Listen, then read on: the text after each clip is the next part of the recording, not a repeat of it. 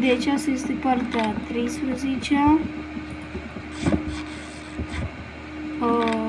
Dacă v-ați uitat la partea, cred că a 12-a, știți ce s-a întâmplat, unde sunt și astea. În fine. Acum mă urmărește și un zombie. În sfârșit e lumină și pot să văd mai bine.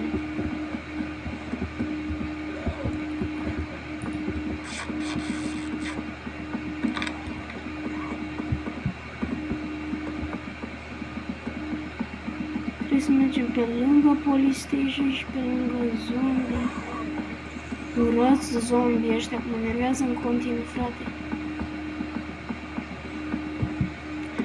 Puneți-mă pe filmarea când ajung la locul care avem nevoie să ajungem. Bun, am ajuns la locul unde trebuie să ajungem, aici, la corturile astea, să vedem. Avem nevoie. Da. Frate, da. Doar astea, doar de astea găsim. Și gem. Aici. Da.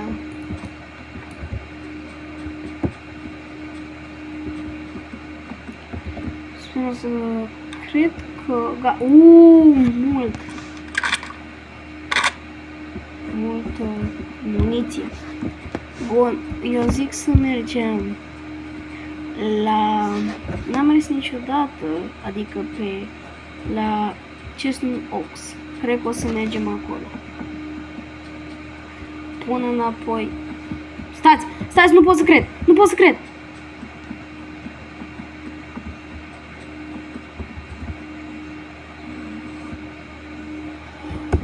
Mașină! Ne ducem la quarry direct. Fix aici ne ducem la quarry. Hai că încep din nou videoclipul când ajungem la quarry. Deci am ajuns în Chestnut Oaks, dar nu stăm aici, ne ducem la quarry, cum am zis. Acolo e un loc foarte bun la quarry. Uitați puțin la asta. Uite că zombii sunt. Unul.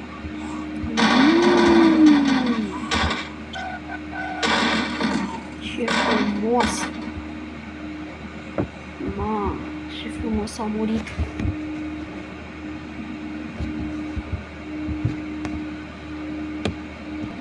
Bun, am ajuns la quarry, ei!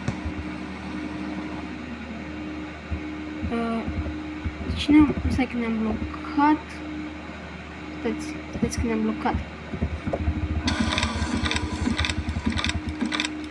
Uite, mașina! Hai!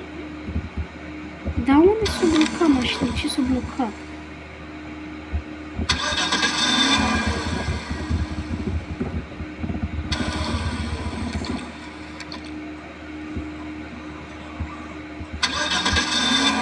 Haide, hai mașină, hai. Așa. Bun. Să sperăm că nu e nimeni. Asta sper, să nu fie nimeni.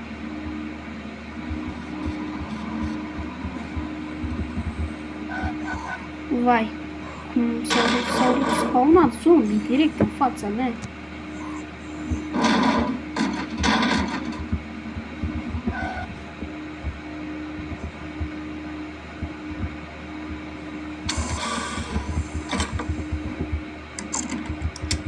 Hai să vedem. Nouă haină care ține mai multe lucruri. Aici. Casc militar pentru Theo. Asta e clar. E exact pentru Theo. Și nimica. Bun, deci aici am verificat.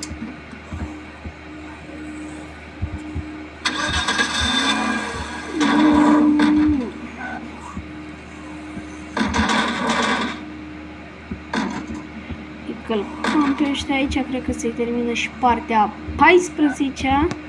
Imediat începem Sau nu, a 13? Stai că stați că am uitat. Ce parte eram noi acum? Eram la parcă a 13. În fine, se termină și partea a 13.